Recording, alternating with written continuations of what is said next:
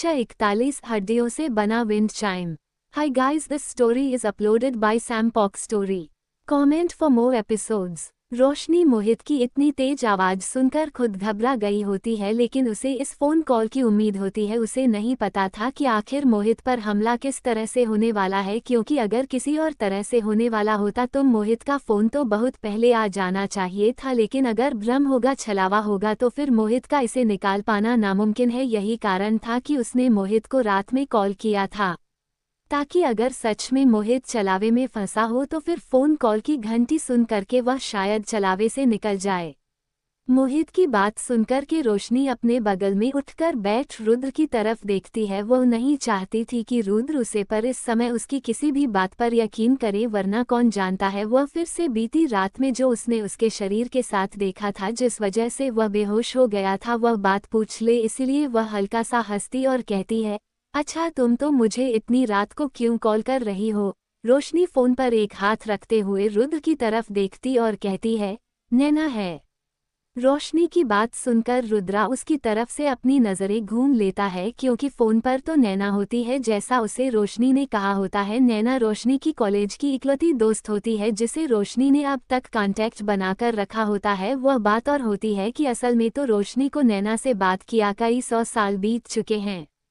रोशनी आगे कहती है, अब तुम्हें मुझ पर यकीन हुआ। जब मैं तुमसे पहले कह रही थी तब तो तुम मुझे बेवकूफ़ समझ रही थी, है ना। बेचारा बुरी तरह से डर के कांप रहा मोहित इस समय अपने इर्द गिर्द घूमने वाली उसे अजीब से कीचड़ को देख रहा होता है। उसे तो इस बात का एहसास ही नहीं रहा होता है कि रोशनी उसे इस तरह से बात करे जैसे वह किसी लड़की से बात कर रही हो, और कपकपाती हो या आवाज में कहता है, मैडम आप क्यों पुरानी बातें याद कर रही है, मत करिए पुरानी बातें याद, नहीं तो मैं सच में रो दूंगा। मुझे आपसे कई गुना ज्यादा पछतावा है आपको बेवकूफ समझने का। मोहित की आवाज सुनकर ही रोशनी अंदाजा लगा सकती थी, लेकिन वह रुद्र के सामने ज्यादा कुछ नहीं कहना चाहती थी, इसीलिए वह तुरंत अपने टोन बदलते हुए थोड़ा हंस कर कहती है, ठीक है, अभी भी बहुत देर नहीं हुई है, बस तुम्हें मेरी बातें माननी पड़ेगी। रोशनी की बात सुनकर मोहित एक सेकंड में बिना गवाही तुरंत चिल्लाकर कहता है, हाँ हाँ मैं सुन रहा हूँ, आप बोलिए बस। रोशनी उठ करके बालकनी की तरफ जाने लगती है। उसे इस तरह से जाता हुआ देख करके रुद्र उसके पीछे जाने की कोशिश करता है, लेकिन तभी रुद्राक्ष छूट जाता है, रोने लगता है। ये देख करके रोशनी रुद्र को इशारा करती है कि वह रुद्राक्ष को संभाले और खुद बालकनी में चले जाती है। रुद्र न चाहते हुए भी रुद्राक्ष को संभालने लगता है और उसे दूध पिलाने लगता है। वहीं रोशनी बालकनी में खड़े होकर के ठंडी हवा का मजा लेते हुए कहती है, अभी क्योंकि वह आत्मा, मेरा मतलब वह प्रेत आत्मा है, इस समय अपनी पूरी शक्ति पर है, तो मैं कुछ नहीं कर सकती। उसके लिए हमें इसकी इनसाइड स्टोरी भी जानी पड़ेगी। लेकिन मैं तुम्हें एक बात याद दिला दूं, इस समय तुम्हारे घर में जो आत्मा मौजूद है वह किसी चीज से जुड़ी हुई है, यानी जब तक तुम वहां पर उसे जगह पर रहोगे जहां पर वह चीज है, तब तक तुम्हें भगवान भी नहीं बचा सकते। Hi guys, this story is uploaded by Sam Pock Story. Comment for more episodes. इसलिए बिल्डिंग से बाहर निकालो और देखो, अगर तुम्हारे घर में गंगाजल हो तो उसे अपने पास रखना, और मेरी ताबीज भी, ये दोनों लेकर के बिल्डिंग से बाहर निकालो और सीधा मेरे अपार्टमेंट के पार्किंग लॉट में आ जाओ, नहीं तो किसी मंदिर के प्रांगण में चले जाओ। ये बात याद रखना कि तुम्हें सिर्फ आधी रात के 3:30 बजे तक का वक्त संभाल के बिताना है, क्योंकि उसके बाद ब्रह्म मुहूर्त की शुरुआत हो जाएगी, जिसमें कोई भी बुरी शक्ति ज्यादा देर तक हमलावर नहीं रह सकती। ये सुनकर के मोहित के कान खड़े हो जाते हैं और वह बेड के नीचे से निकालकर अपनी पार्किंग लॉट में भगाने के बारे में सोचने लगता है। कितने में उसे रोशनी की आवाज सुनाई देती है, लेकिन एक बात याद रखना, एक बार तुम अपने अपार्टमेंट से बाहर निकलोगे उसके बाद वह छलावा पूरी कोशिश करेगा कि तुम उसके बहकावे में आ जाओ, पर तुम कभी भी पीछे मुड़कर मत देखना या फिर उसकी आंखों में मत देखना। जिस पल तुम उसके बहत्वे में पड़ गए, इस समय तुम्हारी मदद कोई नहीं कर पाएगा। ये सुनकर के मोहित थोड़ा घबराते हुए कहता है, आप ही आ जा, ये ना मेरी मदद कर दीजिए प्लीज। ये सुनकर के रोशनी बोलती है, मैं तुम्हारी मदद नहीं कर सकती क्योंकि हर इंसान को अपनी लड़ाई खुद लड़नी होती है, और वैसे भी ऐसी भूतिया चीज़ों को अपने घर में रखने के बाद तुम मुझे एक्सपेक्ट करते हो कि मैं आधी रात में वहां पर आकर तुम्हारी मदद करूं। तुमने मुसीबत खड़ी किया खुद लिप्टन। जब तुम अपना एक कदम आगे बढ़ाओगे तो सारी दुनिया तुम्हारी मदद के लिए आगे बढ़ेगी, बाकी भगवान का नाम लो, सब कुछ ठीक है। इतना बोल करके रोशनी फोन कट कर देती है और अंदर जाकर के फोन को साइड टेबल पर रखती है, और देखते हैं कि किस तरह से रुद्र ने रुद्राक्ष को सुला दिया है और खुद भी सो जाती है। वही रुद्र उसे सोता हुआ देख करके उससे पूछता है, क्या कहा नैना ने, और अचानक से इतनी रात में फोन करने की क्या जरूरत पड़ गई। ये सुनकर के रोशनी बिना अपनी आंखें खोल रहती है। मुझे सारी चीज़ आपको बताने की ज़रूरत नहीं है, कुछ चीज़ मेरी और मेरी फ्रेंड की पर्सनल भी हो सकती है, जैसे आप अपनी कई सारी चीज़ पर्सनल रखते हैं, सो जाए और सोने दीजिए। रोशनी का जवाब सुनकर के रुद्र उसकी तरफ देखा है और कहता है, आजकल तुमको ज़्यादा ही नहीं बदल गई हो, पहले तो तुम ऐसे नहीं थी। ये सुनकर के रोशनी उठकर बैठ जाती है, रुद्र की तरफ देखते हुए कहती है, अगर अपने लिए ज़्यादा बोलना होता है तो फिर मुझे कोई प्रॉब्लम नहीं है उसे बदलाव से, और फिर आप जब मुझे कुछ नहीं बताते, मेरे साथ कुछ शेयर नहीं करते, तो आप कैसे एक्सपेक्ट करते हैं कि मैं आपसे सब चीज़ कहूं और सब बातें शेयर करूं। जिस दिन से आप मेरे साथ एक नॉर्मल हस्बैंड की तरह रहना शुरू कर देंगे, मैं भी आपको सारी चीज़ बताने लग जाऊंगी, पर अगर आप ऐसा नहीं करने वाले हैं तो फिर भूल जाइए, क्योंकि मैं अब वह छोटी छोटी बातों पर रोने वाली लड़की नहीं रही। Good night.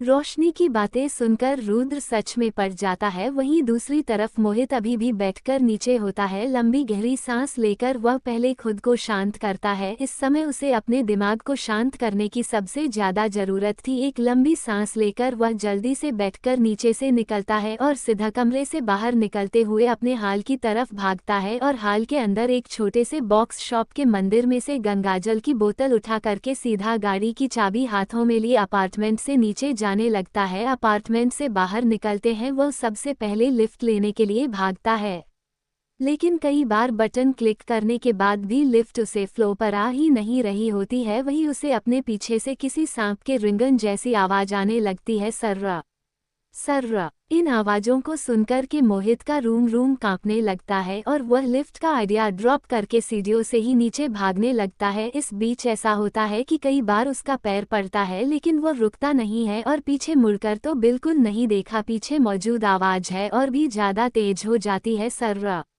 सर्रा। लेकिन मोहित इन सब चीजों पर बिल्कुल ध्यान नहीं देता और सीधा पार्किंग लॉट की तरफ बढ़कर अपनी गाड़ी निकलता है। उसे सबसे ज्यादा अजीब बात तो ये लगती है कि इस समय अपार्टमेंट में एक सिंगल इंसान मौजूद नहीं होता है, कोई भी नहीं जिससे वह मदद मांग सके। वह आधी रात में लगभग 1:30 बजे इस समय अपनी गाड़ी का अपार्टमेंट से बाहर निकलता है और सीधा उसके घर से 20 मिनट की दूरी पर मौजूद देवी दुर्गा के मंदिर की तरफ बढ़ जाता है।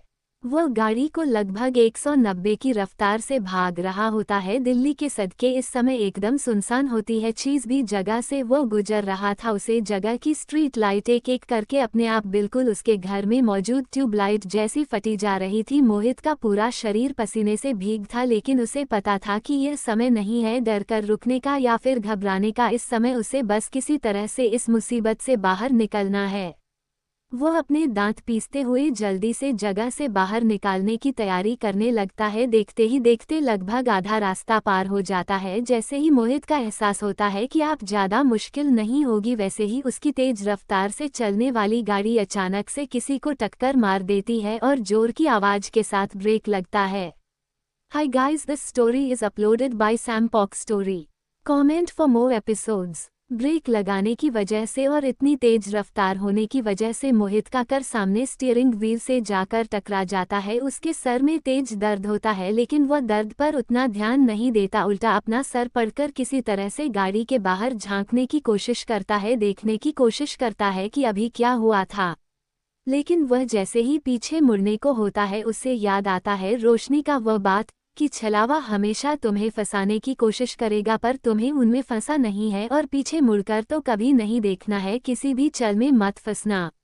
ये बात याद करके मोहित सच में पड़ जाता है। उसे समझ नहीं आता कि आखिर उसे क्या करना चाहिए। वह शांत करके खुद को गाड़ी के बोनट पर रखी गंगाजल की बोतल और उसके गले में बंधी रोशनी की दी हुई ताबीज को याद करके वह अपनी सीट बेल्ट खोलना है। उसने अपने हाथ में गंगाजल की बोतल टाइट से पड़ी हुई थी और जैसे ही वह गाड़ी का दरवाजा खोलने को होता है, इसकी खिड़की पर एक जोरदार छाप की आवाज से लाल रंग का लिक्विड फेंका जाता है।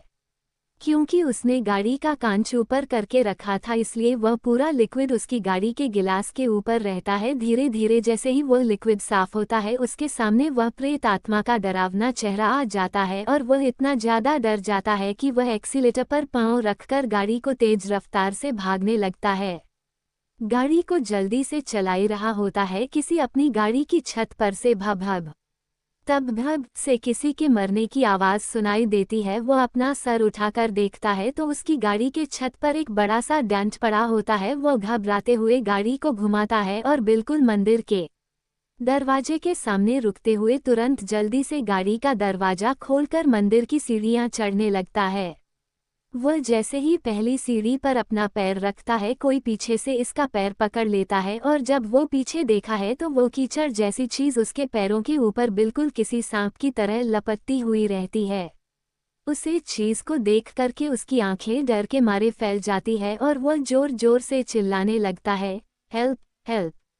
वह भी इतनी जोर से चिल्ला ही रहा होता है, किसी अचानक से अपने हाथों में मौजूद गंगाजल की बोतल याद आती है जो कि उसके गिरने के कारण पीछे हुई थी। अपना हाथ बड़ा करके उसे गंगाजल की बोतल के पास पहुंचने की कोशिश करता है।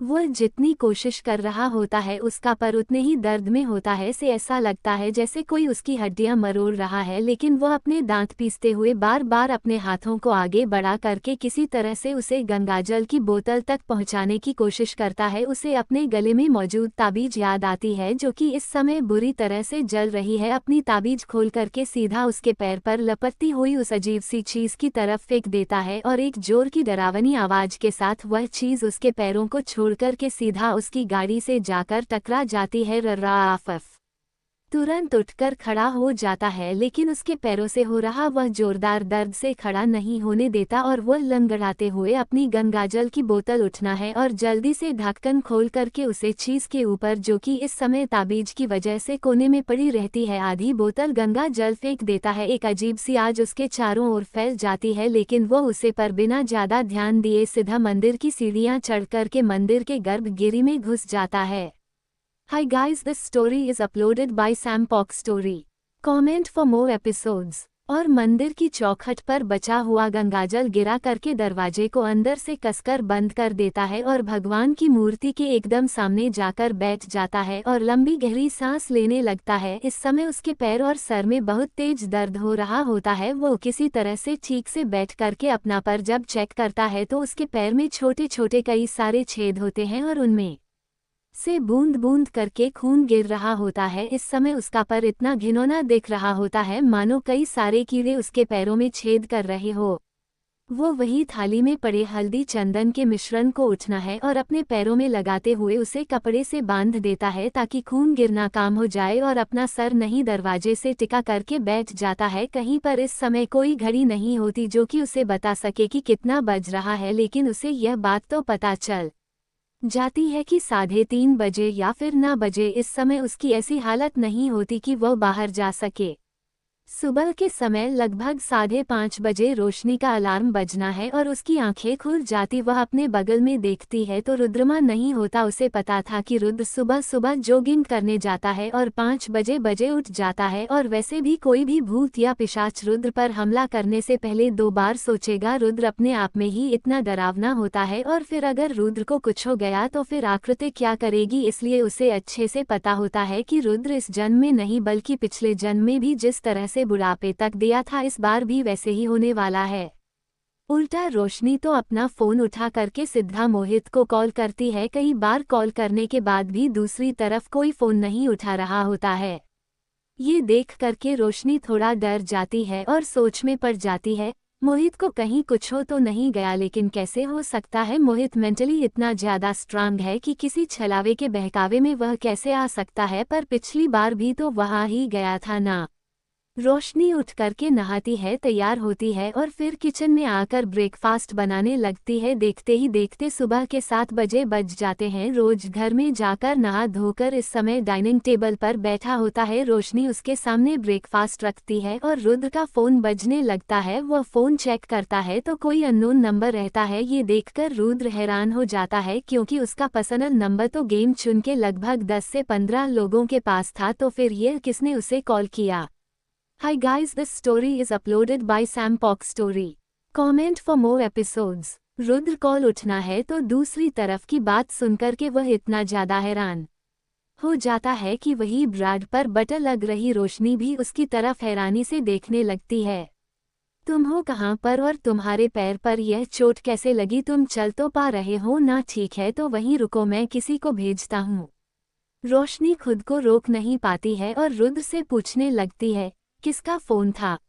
ये सुनकर के रुद्र एक बार रोशनी की तरफ देखा है और फिर कल रात की बात को सो करके बिना ज्यादा समय बताए उसे तुरंत बता देता है। मोहित का कॉल था, उसका कोई एक्सीडेंट हो गया है और उसके पैर में थोड़ी चोट लग गई है, इसीलिए वह किसी और के नंबर से मुझे कॉल कर रहा था। एक्चुअली उसकी फैमिली यहाँ नहीं रहती और वह ज्यादा लोगों को जानता नहीं है, तो इसीलिए उसने मुझे कॉल किया।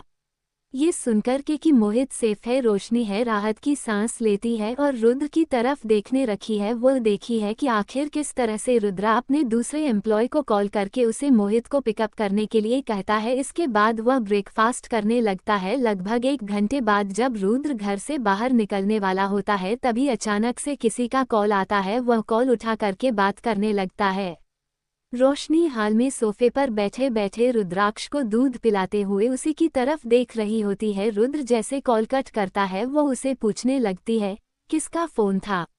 रुद्र घूम करके रोशनी की तरफ देखा है। उसका ध्यान इस समय रोशनी के ऊपर ही रहता है और वह ऐसे ही बात करते हुए कह देता है, वह डॉक्टर ने मोहित का चेकअप किया और कहा कि उसके पैर पर इन्फेक्शन हो गया है और इसीलिए उसे अपने पैर का ज़्यादा इस्तेमाल करने के लिए मना किया गया है। 3 दिनों से अपने पैर की देखभाल करने की ज़रूरत है, फिर वो वापस से चल फिर सकता है। बस थोड़ी सी प्रॉब्लम होगी और 1 हफ्ते में फिर से ठीक हो जाएगा, इसीलिए मैंने उसे आज और कल की छुट्टी दे दिया है। ठीक है, मैं चलता हूँ।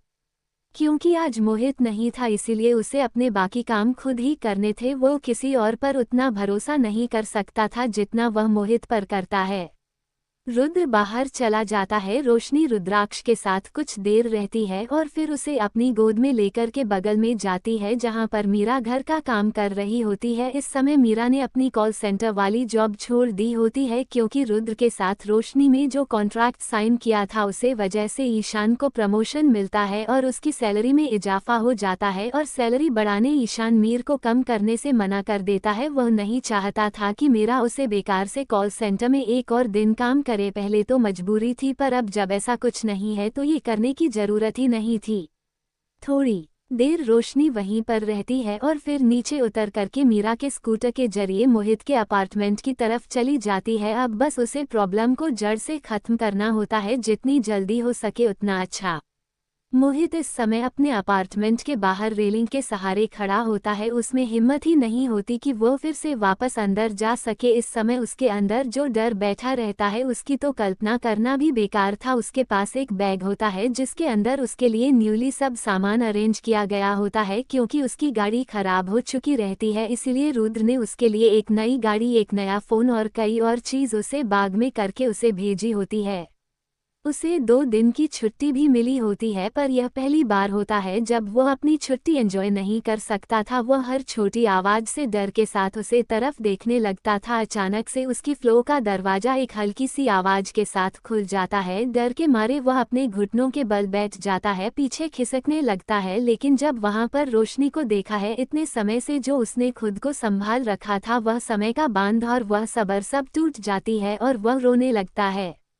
मैडम आप इतनी लेट करके आई, मुझे तो लगा मैं तो परी हो गया। क्यों रात में मेरी मदद नहीं की? देख रही है मेरा पर डॉक्टर ने कहा कि मेरा पर लगभग सब गया है। उसे चीज़ में मेरे पर को सिर्फ 2 मिनट के लिए पड़ा था और मेरी ऐसी हालत हो गई अगर मैं उसके साथ पूरा होता तो मेरा शरीर कोई देखकर पहचान भी नहीं पता। अभी मेरी शादी भी नहीं हुई, बच्चे भी नहीं हुए, मैं मर जाता तो मेरे मम्मी पापा का क्या होता है। पूरी हैकर इंडस्ट्री में तूफान आ जाता। सब सोचने लगता कि मैं सुसाइड कर लिया। आप कहाँ थी मैडम? आप इस तरह से कैसे कर सकती है अपने पति के इकलौते सेक्रेटरी के साथ? वहीं रोशनी को उसकी आधी बातें समझ में आती है और आधी नहीं समझ में आती है, लेकिन मोहित को देखकर वह एक बात जरूर समझ गई होती है कि इस समय मोहित बड़ी बुरी तरह से डर चुका होता है, तभी तो इतनी बुरी तरह से रो रहा होता है। उसकी आंखों से, नाक से, हर जगह से पानी गिर रहा होता है। ऐसे डरने की तो बात भी होती है, उसने देखा होता है। इसके बाद तो वह उसे लाश को और अभी इसके सामने बैठकर रो रहे मोहित को एक दूसरे के साथ कंपेयर भी नहीं कर सकती। कौन उसे पहचान पाता? रोशनी अपने सामने घुटने पर बैठकर रो रहे मोहित के कंधे पर हाथ रखती और कहती है, शांत हो जाओ और पहले चलो उसे चीज को हटाते हैं, वरना वह रात में फिर से तुम पर हमला करेगी। ये सुनकर के मोहित और भी ज्यादा घबरा जाता है और सामने मौजूद बाउंड्री का सहारा लेते हुए खड़े होकर के कहता है, नहीं नहीं, आप कुछ भी करें लेकिन उसे अजीब सी चीज से मेरा पीछा छुड़ाए, मुझे नहीं फंसना इन सब चीजों में। उद्धरण चिन्ह। मोहित की हालत देखकर के रोशनी को उसे पर तरक आता है और वह अपार्टमेंट का दरवाजा खोलकर अंदर जाती है। जैसे ही वह अपना कम अंदर रखती है, पूरे अपार्टमेंट में से एक जोरदार हवा का झोंका आता है और एक अजीब सी आवाज उसके कानों में गूंजने लगती है। ये देखकर के रोशनी अपने पॉकेट में से एक स्वास्तिक का धागा निकलती है और उसे थमते हुए कहती है, इसे कस के पकड़े रहो, कितनी ही तेज हवा का झोंका उसे मत छोड़ना, समझ में आया? रोशनी की बात सुनकर के मोहित अपना सर हमें हिलता है और रोशनी के पीछे पीछे अंदर जाने लगता है। रोशनी उसके घर का कोना कोना देखी है, आखिरी में बेडरूम में आती है और बेडरूम में आते हैं उसकी नज़र सबसे पहले इसकी बालकनी में लटक रही उसे विंड चाइम पर जाती है, जिसे देखकर वह अजीब सा मुंह बना करके अपने पीछे खड़े मोहित को देखते और पूछती है, विंड चाइम तुम्हें कहाँ से मिला? उद्धरण चिन्ह। रोशनी की बात सुनकर मोहित उसे एकदम सफ़ेद विंड चाइम की तरफ देखा और कहता है, ये विंड चाइम वह मुझे ठीक से याद तो नहीं, लेकिन शायद 6 महीने पहले मेरी बहन ने मुझे कुरियर करवाया था। एक एंटीक पीस चाहिए। उसने कुरियर के साथ जो लेटर भेजा था उसने लिखा था कि यह एक 450 साल पुराना एंटीक पीस है और काफ़ी महंगा है, इसीलिए वह इसे मुझे देना चाहती थी। मोहित की बात सुनकर रोशनी की आंखें छोटी हो जाती है और वो उसे इंसान की तरफ तेज कदमों से बढ़ती है और उसे छूने की कोशिश करती है, लेकिन वह जैसे ही अपने हाथ आगे बढ़ती है वह इन टाइम जोर जोर से बजने लगता है। रोशनी एक बार मोहित की तरफ देखती है और फिर अपने हाथों में मौजूद उसे अंगूठी को हल्का सा सहलाती है। थोड़ी ही देर में मोहित से अनजान महक की आत्मा बाहर आ जाती है, जो कि एक चक्कर उसे बेडरूम में और फिर उसे विंडचैन के इर्द गिर्द लगाकर रोशनी के पास आती है और उसके कानों में कुछ कहती है, जिसे सुनकर के रोशनी की आंखें छोटी हो जाते हैं और वो पीछे घूम करके मोहित की तरफ देखती है, जो पूरे टाइम से बस विंड टाइम की तरफ देख रहा था। उसे देखकर ऐसा लग रहा था जैसे वह आदमी नींद में खड़ा है। रोशनी उसे इस तरह से देखकर उसके आंखों के सामने चुटकी बजती है और फिर उसका हाथ पकड़कर उसे घसीट के कमरे से बाहर लाते हुए लिविंग रूम में रखे सोफे पर धक्का देकर बैठे हुए खुद वहीं बगल वाले सोफे पर बैठ जाती है और उसकी तरफ हंसते हुए कहती है, मतलब तुम्हारा तो जवाब ही नहीं है, तुम्हें पूरी दुनिया में यही आंटी पीस मिला था अपने घर में सजाने के लिए। उसकी बात सुनकर के मोहित घबराते हुए कहता है, क्यों, क्या हुआ?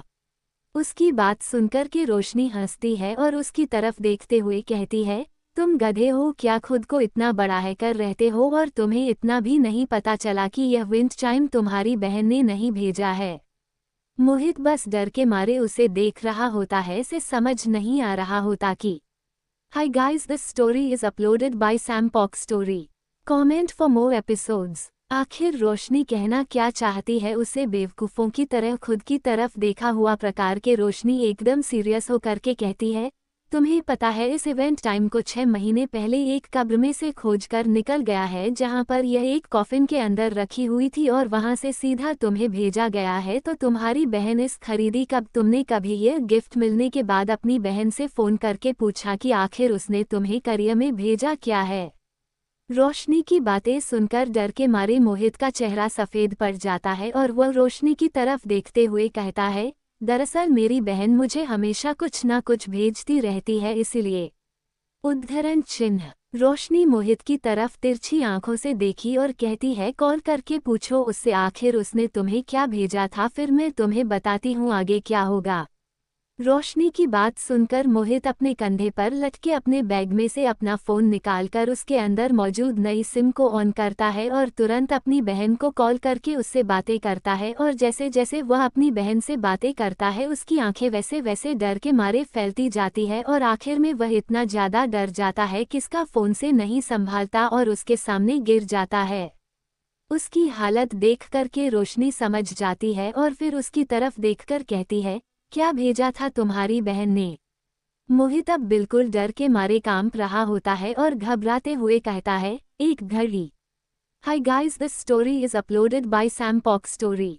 Comment for more episodes. ये सुनकर के रोशनी अपनी आंखें छोटी करते उसकी तरफ देखती और कहती है, ये समय इतना घबराने का नहीं है, बाद में पता करना कि तुम्हें वह भेजा किसने। पहले मेरी बात सुनो, तुम जानती भी हो कि वह विंड चैन किस चीज से बना है, एक जिंदा लड़की की हड्डियों से। खुद सोचो, एक लड़की जो कि जिंदा थी और सिर्फ 16 साल की थी, उसकी हड्डियों को उसके शरीर से निकाल करके इस विंड चाइम के रूप में तराशा गया था। इतनी दर्दनाक हालत में उसे लड़की की मौत हुई थी कि उसकी आत्मा इस विंड चैन के सेल के अंदर दास कर रह गई थी। धरती के नीचे दबे होने के कारण वह कुछ नहीं कर पा रही थी, पर अब जबकि वह आज़ाद हो चुकी थी और तुमने उसे 6 महीने तक इस्तेमाल भी किया, तो वह तुम्हारी जान के पीछे पड़ी है, क्योंकि वह समझता है तुम वह इंसान हो जिसने उसकी हड्डियां निकली है और उसे ऐसा बनाया है। और यही कारण है कि अब वह तुम्हारी हड्डियों के पीछे पड़ी है। जब तक वह तुम्हारी हड्डियां तुम्हारे शरीर से निकल नहीं देती तब तक पीछे नहीं हटने वाली। रोशनी की बात सुनकर के मोहित अपनी आंखें बड़ी करके हैरानी से देखने लगता है और उसे चक्कर आने लगते हैं। Hi guys, this story is uploaded by Sam Pok story. Comment for more episodes. 42 Roshni करने वाली है हमला। Hi guys, this story is uploaded by Sam Pok story. Comment for more episodes. Mohit की हालत देखकर रोशनी को उसे पर बिल्कुल भी तरस नहीं आ रहा था। मोहित की ही गलती थी, ये तो छोटे छोटे बच्चों को भी पता था कि कोई भी ऐसी चीज इसके बारे में कुछ पता ना हो उसे छूना नहीं चाहिए। और अगर तुम्हारी बहन ने भेजा भी था तो भी तुम्हें एक बार उसे फोन करके कंफर्म तो करना ही चाहिए था किसने क्या भेजा। बस उसने बोल दिया और तुमने मान लिया। आप भूतनी तो तुम्हारे पीछे पड़ी है ना। वह मोहित को बेहोश नहीं होने देता, बल्कि वहीं पर डाइनिंग टेबल पर रखा बोतल को उठा करके खोल करके एक बोतल पानी उसके चेहरे पर मरती है। मोहित, जो कि डर के मारे अब बेहोश हो चुका होता है, अचानक से उठ जाता है और चिल्लाकर कहता है, आ। रोशनी उसकी तरफ देखती और कहती है, इस तरह से बर्ताव करने की कोई जरूरत नहीं है। तुम किस्मत वाले हो कि तुम्हारी जान बच गई, वरना कल का हमला जितना जानलेवा था उसके बाद तो सिर्फ तुम्हारा पर ही नहीं तुम पूरे के पूरे जाते।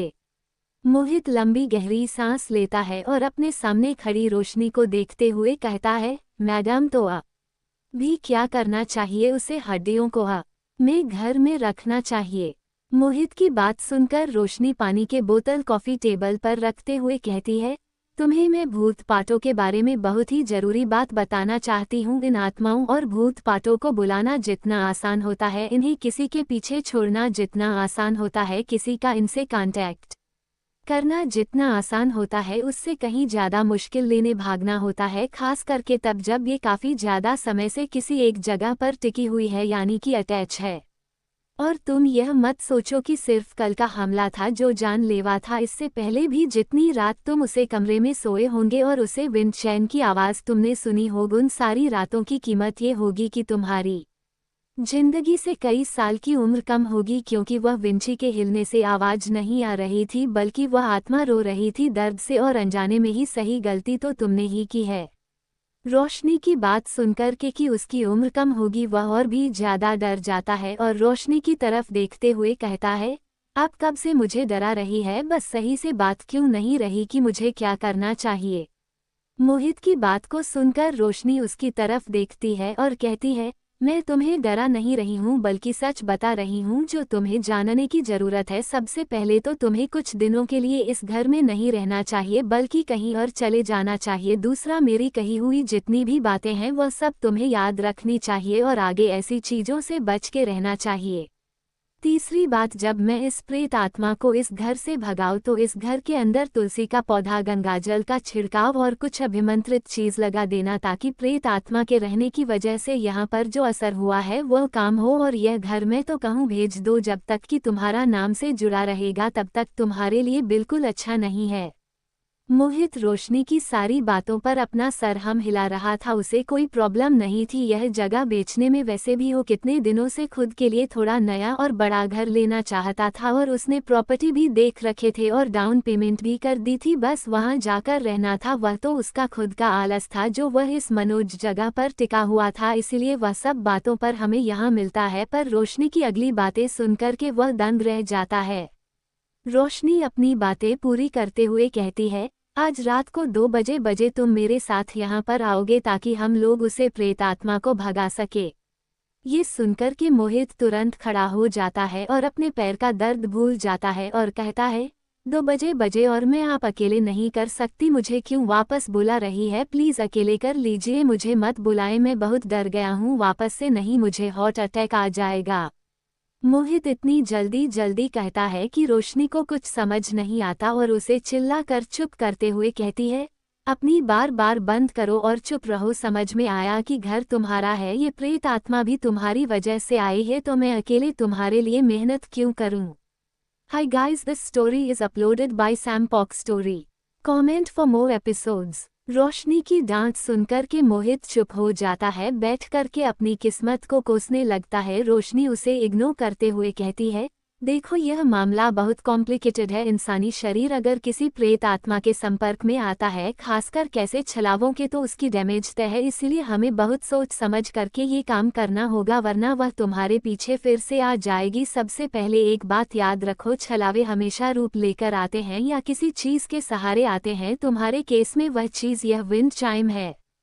इस आत्मा को हम लोग पूरी तरह से तभी भाग सकते हैं जब यह अपनी पूरी चरम सीमा पर हो और हम इसे हर दे। वह काम मैं कर लूंगी, लेकिन तुम्हें पूरे समय मेरे साथ रहना होगा। इस आत्मा को स्क्रीन चाहिए में वापस से कैद करने के बाद हमें इसे जल करके गंगा नदी में फेंक देना है, और यह का हम लोग तब तक नहीं कर सकते जब तक कि हम इसे कैद ना कर ले।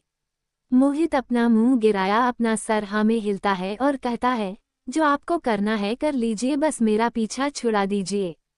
वैसे कोई ऐसा तरीका है जिससे मेरी उम्र पर इसका ज्यादा असर न पड़े?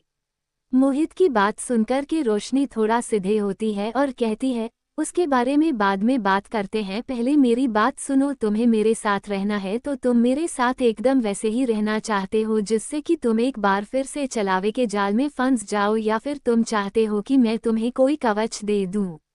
रोशनी की बात सुनकर मोहित उसे ताबीज को याद करता और कहता है, उस ताबीज जैसा? रोशनी अपना सर हमें हिलती है। मोहित तुरंत अपना हाथ आगे बढ़कर कहता है, आप इंतजार मत करिए, मुझे दे दीजिए, मेरे अंदर इतना मेंटल पेशेंट नहीं है कि मैं फिर से वह सब चीजों से गुजरूं। मोहित की बात सुनकर के रोशनी अपना सर हमें हिलती और खुद अपना हाथ आगे बढ़ते हुए कहती है, एक नॉर्मल ताबीज का 50,000 और एक हायर लेवल ताबीज का 1,00,000 रुपए, तुम डिसाइड करो तुम्हें कौन सी चाहिए और जल्दी से पैसे ट्रांसफर कर दो। कुछ भी चलेगा, ऑनलाइन करना चाहते तो ऑनलाइन कर लो, कैश देना है तो कैश दे दो। रोशनी के बाद सुनकर मोहित का हाथ जो आगे बढ़ा होता है लटक जाता है और वह रोशनी की तरफ आंख और मुंह फाड़कर देख रहा होता है। आप तो मेरी मदद करने वाली थी, फिर पैसे? उसकी ऐसी हालत देखकर के रोशनी अपने बाल झड़कती और कहती है, देखो पहले बता देता हूँ, इस दुनिया में कुछ भी फ्री में नहीं मिलता। मैं तुम्हारे पूरे जिंदगी बचाने का काम कर रही हूँ और तुम्हें 1,00,000 रुपए देने में तकलीफ हो रही है। रोशनी की बात सुनकर के मोहित बिना सोचे समझे कहता है, नहीं आप चिंता मत करिए, आप बस मुझे वह ज्यादा वाली ताबीज दे दीजिए, मैं आपको पैसे ऑनलाइन ट्रांसफर कर दूंगा। रोशनी अपना सर हाँ में मिलती और कहती है, वेरी गुड, लेकिन क्योंकि मैं तुम्हारे अपार्टमेंट में से उसे प्रेत आत्मा को भगा रही हूँ इसलिए मुझे उसके भी पैसे चाहिए, 5,00,000 रुपए। और वैसे भी तुम तो रुद्र सिंघानिया के इकलौते सेक्रेटरी हो, तो तुम्हारे लिए 5,00,000 रुपए ज्यादा थोड़ी ना होंगे, इसीलिए मुझे ट्रांसफर कर देना। रोशनी की बात सुनकर के मोहित मन ही मन रो रहा होता है, सो रहा होता है। मेरी 1 महीने की सैलरी 1 घंटे में खत्म हो गई। इस कदर इन्होंने मुझे लूटा है। इनका पति छोटी छोटी बातों पर पैसे काट लेता है और यह एक बार में आकर पूरा बैंक खाली करने में लग जाती है। मोहित थोड़ा सा खिसिया आई हुई हंसी के साथ कहता है, मैडम कुछ डिस्काउंट तो दे दीजिए, थोड़ा सा ज़्यादा नहीं। ये सुनकर कि रोशनी उसकी तरफ एक नज़र डालते हैं ऐसे उठकर जाते हुए कहती है, मैं कुछ नहीं कर सकती, तुम्हें पहले से ही डिस्काउंट मिला है क्योंकि तुम मेरे पति के अच्छे दोस्त हो। अब और एक्सपेक्ट मत करो, और अगर तुम्हें सच में डिस्काउंट चाहिए तो भूल जाओ, किसी और को ढूंढो। ये सुनकर कि मोहित तुरंत खड़ा हो जाता है, रोशनी के सामने घुटनों के बाल बैठते हुए कहता है, मैडम मत जाए, सॉरी सॉरी, आप ही तो मेरी करता धरता है, प्लीज़ मत जाए, मैं पैसे दे देता हूँ ना, अभी पैसे ट्रांसफ़र कर देता तुरंत। इतना कहकर के मोहित तुरंत लंगड़ाते हुए सोफे की तरफ जाता है और अपना फ़ोन उठा करके गूगल पे खोल करके लगभग 6 लाख रुपए रोशनी को ट्रांसफ़र कर देता है। रोशनी के फ़ोन में एक दिन की आवाज़ आती है। जब अपना फ़ोन निकाल कर चेक करती है तो उसमें साफ साफ लिखा रहता है कि उसके बैंक अकाउंट में 6 लाख रुपए आ गए। मोहित की पूर्ति देखकर रोशनी अपना सर हमें हिलती और उसकी तरफ देखते हुए कहती है, ठीक है, जैसा कि मैंने सोचा था, सही फैसला ही लेते हो तुम। अच्छा तुम। मोहित घबराते हुए पूछता है, वैसे मैडम अब आगे क्या करना है? ये सुनकर कि रोशनी सीरियस हो जाती है और कहती है, सबसे पहले तो मेरे साथ यहाँ से निकलो, शाम को जब मैं तुम्हें फ़ोन करूँगी तब मुझे अपना एड्रेस बताना, तुम जहाँ पर भी हो क्या मैं तुम्हें पिकअप कर लूँगी। तब तक के लिए हनुमान चालीसा पढ़ो और जो काला धागा मैं तुम्हें दिया है उसे बंधे रखो। मोहित अपना सर बिल्कुल किसी ड्रम की तरह हिलाते हुए कहता है, हाँ, जैसा आपका, जो आप कहेंगे वैसे ही होगा। रोशनी लेकिन चिंता के साथ कहती है, बस मुझे अब एक अच्छा सा बहाना सोचा है ताकि रुद्रा मुझ पर शक ना करें। ये सुनकर कि मोहित बिना सोचे समझे बोल देता है, लेकिन वह तो आज शाम को आने ही नहीं वाले हैं, उनकी तो एक बहुत ज़रूरी मीटिंग है मुंबई में, उसी के लिए वह एक दिन के लिए वहां जाने वाले हैं। ये सुनकर रोशनी के चेहरे पर एक मुस्कान आ जाती है और वो कहती है, तब तो टेंशन की ही कोई बात नहीं है, तुम रेडी रहना, आज रात को 1:30 बजे। रोशनी मोहित के अपार्टमेंट में से बाहर निकलती है और उसने अभी अभी स्कूटर का हेलमेट पहने ही होता है कि इतनी देर में उसके फ़ोन में एक मैसेज आता है। जब वो मैसेज देखते हैं तो वह रुद्र का ही होता है, जो कि उसे मैसेज करके कह रहा होता है कि वह आज रात को घर नहीं आने वाला, कल दोपहर में आएगा। रोशनी अभी हेलमेट पहनती है, कितने में मोहित उसके सामने आकर खड़ा हो जाता है और कहता, मैडम आप मुझे प्लीज़ छोड़ देंगे, वहाँ पर मुझ में हिम्मत नहीं है कि मैं अकेले जाऊँ। यह सुनकर के रोशनी को याद आता है कि कैसे उसने मोहित से 6 लाख रुपए लिए हैं, इसीलिए फिर वह हाँ बोल देती है, कहती है, बैठो। मोहित जल्दी से पीछे बैठ जाता है। रोशनी उसके बताए गए एड्रेस के अनुसार उसे लगभग आधे घंटे के रास्ते के बाद उसे जगह पर छोड़ देती है। पूरी रास्ते भर उसके पीछे पीछे बैठा मोहित यही सोच रहा होता है, एक बार बस ही आत्मबरी प्रॉब्लम पूरी हो जाए, उसके बाद जिस इंसान ने मेरे लिए इतना बड़ा गड्ढा खोदा है उसे इंसान को इस गड्ढे में फेंक के मारूंगा। रोशनी मोहित को बिल्डिंग के बाहर छोड़ देती है और बिल्डिंग को देखने लगती है। उसे इस तरह से देख कर के मोहित उसे बताते हुए कहता है, यहाँ पर कार्तिक रहता है, इसलिए मैं यहाँ पर रह रहा हूँ, कम से कम जब तक मेरे नए घर में मैं फर्नीचर सेटअप ना कर लूँ तब तक। रोशनी को कार्तिक की बिल्डिंग में से कोई भी ऐसी ताकत का एहसास नहीं होता है जो कि खतरे से भारी हो, इसलिए अपना सिर हिलाती है और फिर हेलमेट टाइट करके वापस घर की तरफ चल जाती है। बस उसे यह नहीं पता होता कि मोहित उसके पीछे था और उन दोनों के बीच जो बात हुई यह सब कुछ कोई रिकॉर्ड कर रहा था। मोहित ऊपर चला जाता है लंगड़ाते हुए और वह आदमी जो कि यह सब रिकॉर्ड कर रहा था अपने छुपाने की जगह से बाहर आता है और तुरंत किसी को कॉल करते हुए कहता है, मैं अभी आपको एक वीडियो भेजा है, उसे देखिए और बताइए आगे क्या करना है। हाय guys, this story is uploaded by Sam Pok story. Comment for more episodes. तो क्या लगता है रोशनी उसके आत्मा को कैसे रोकने वाली है और आखिर यह कौन था जिसने उसकी वीडियो रिकॉर्ड की?